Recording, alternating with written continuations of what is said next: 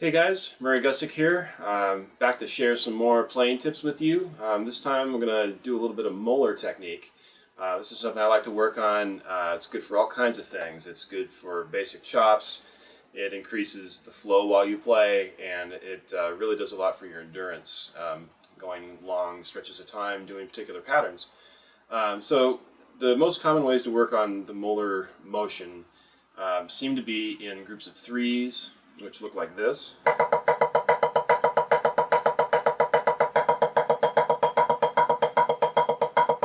Fours.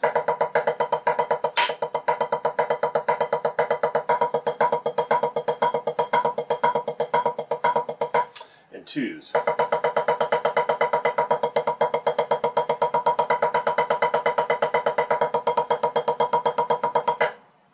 Okay, so that's kind of what it looks like, and it's fun to do. It's actually a very healthy thing if you do it correctly, and I just find it's a great way to warm up before I do anything else. So the most common exercise I like to use these days is something I've been calling Moellerations, and it involves groupings of 3, 4, and 2s, and it's also a good idea to start this really slow, and it becomes just a basic 2-height tap accent exercise. It's in like a 12/8 sort of meter, and the basic exercise goes like this. It starts with 8 threes on one hand, then it goes to 6 fours on the same hand, back to the 8 threes, and then to 12 twos to complete the cycle. And so in one hand, one iteration, it sounds like this. 1, 2, 3, 4. 3, 4, 5, 6, 7. Now the fours. 1, 2, 3, 4. Back to the 8s. And then 2s. Switch hands. 4, 5, 6, 7, 8. 1, 2, 3, 4, 5, 6. 1, 2, 3, 4, 5, 6, 7, 8. 1, 2, 3, 4, 5, 6, 7, 8, 9, 10, 11, 12. And then you're done. And you can just keep going back and forth between the hands as long as you like. And what I like to do is start relatively slowly. That would be considered really slow. But again, if you're just working a 2-height, basic, sort of the rudimental approach to a tap accent, you could certainly start there and get a little bit faster. Okay, so as you start to get faster, in order to facilitate the motion and not burn out, you have to find ways to loosen up, and that's where the molar stroke kind of reveals itself. There's a lot of material out there on molar motion, so I would suggest that you go and seek this stuff out wherever you can find it. Everybody has a different way of explaining it, and that's really not what the purpose of this is. I just wanted to kind of give you some tips on a basic exercise that you can use to run the technique and slowly get faster. Okay, so here's a typical way that I would do that. I would start at about a medium tempo, about here. 1, 2, ready, and.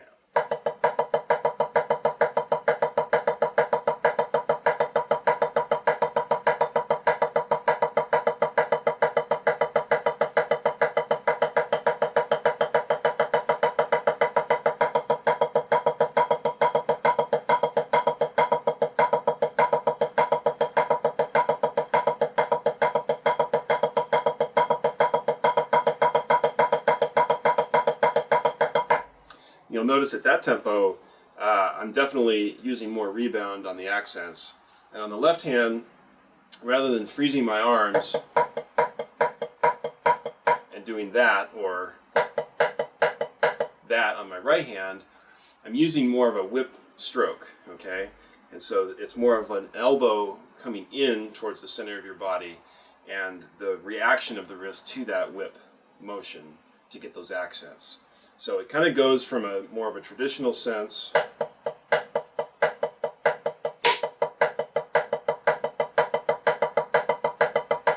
and around here you can see where that whip motion starts to come in.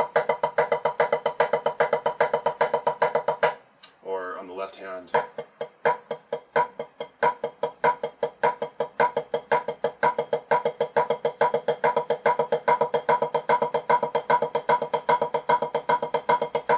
starts to look like that. So that'll that'll be one thing to keep in mind, is that the intensity of the strokes needs to lighten up as the whip motion starts. And you also end up having to, one tip that's helped me learn the Moeller stroke a lot is the concept of just making sure that the fulcrum of each hand becomes steadfast as you get faster and faster. If the fulcrum in your either grip is starting to get mushy, then it introduces a lot of inefficiency into the motion, and that kind of destroys the whole point.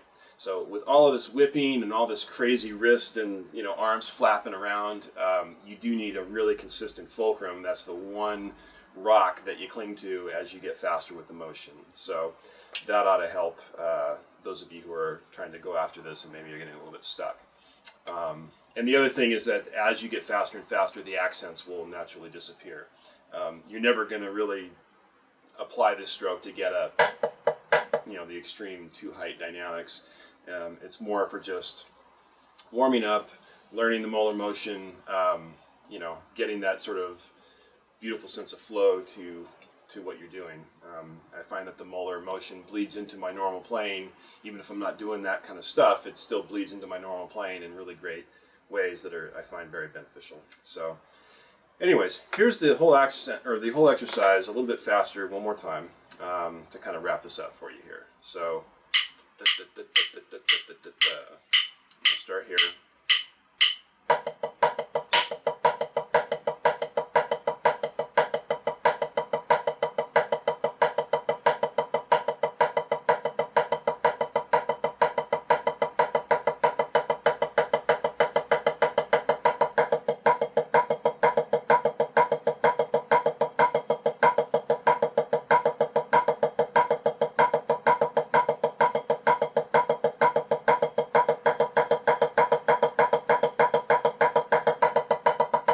Faster now.